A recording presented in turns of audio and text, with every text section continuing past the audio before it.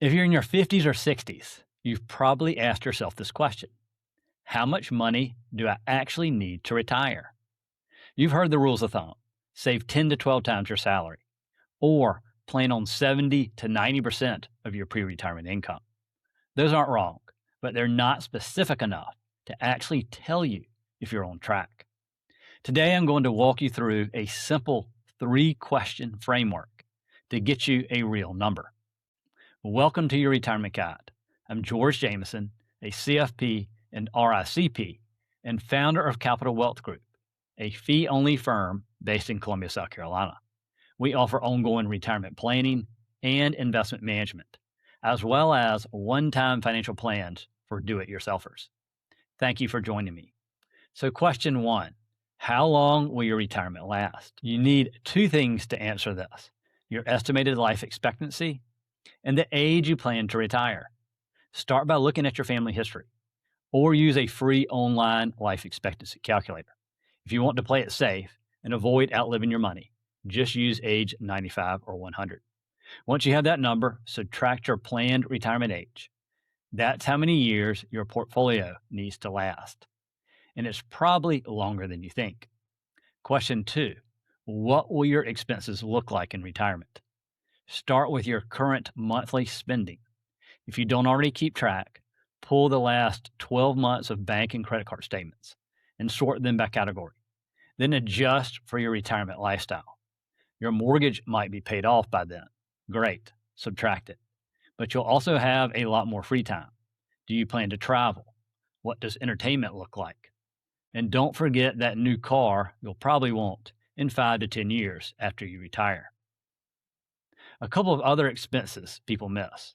If you retire before age 65, you'll need to budget for ACA health insurance premiums until Medicare kicks in. And don't forget taxes. You won't pay FICA payroll taxes in retirement, but you'll still owe federal income taxes on IRA withdrawals, pension income, and up to 85% of your Social Security benefits. Federal taxes alone can easily eat up 15 to 20% or more of your distributions. So you have to budget for that. Now on to question 3. What income will you have in retirement? Break this into 3 buckets. Bucket number 1 would be guaranteed income, like Social Security, pensions, and possibly an income annuity. And then bucket 2 would be other income, like rental properties, royalties, or part-time work. And then bucket 3 would be income from your savings and investments. For this, we'll use the 4% rule as a simple estimate. The 4% rule says you can withdraw 4% of your portfolio in year 1, then adjust that dollar amount for inflation each year after. On a $1 million portfolio, that's $40,000 in year 1. You simply multiply 1 million by 0.04. I personally prefer the guardrails withdrawal approach, and I'll cover that and other strategies in future videos. So once you've added up all your projected income, compare it to your estimated expenses in year 1. The difference is your income gap. Divide that gap by 0.04, and you'll have a solid target for how much you need saved at the start of retirement. Let's run through a quick example. You're married, both age 63, planning to retire at 65. You need $100,000 in gross retirement income. Both of you start Social Security at age 65, and your combined benefit is $50,000. No pension, no other income.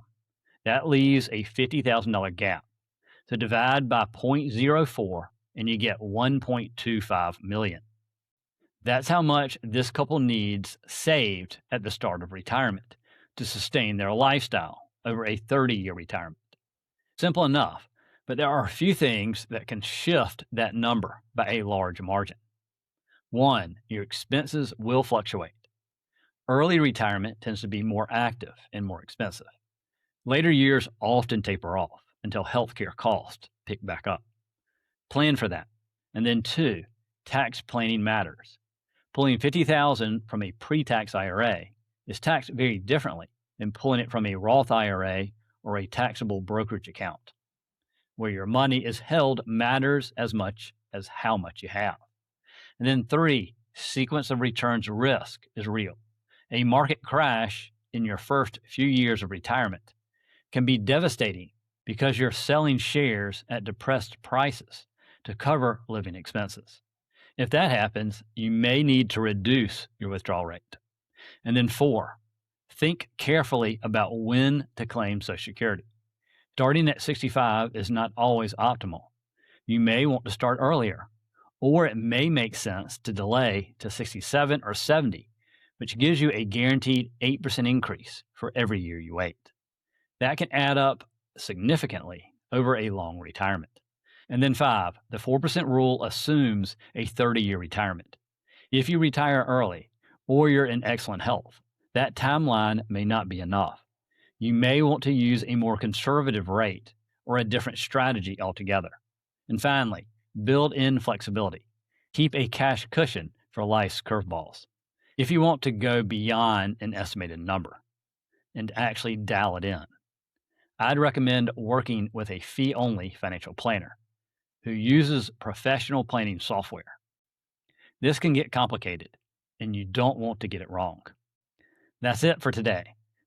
I'm George Jameson, a CFP, RICP, and founder of Capital Wealth Group, a fee-only firm in Columbia, South Carolina. If you'd like to take the next step, schedule a free consultation at capitalwealthgroupsc.com. If you found this helpful, please subscribe and leave a comment below. See you in the next video, and have a great day.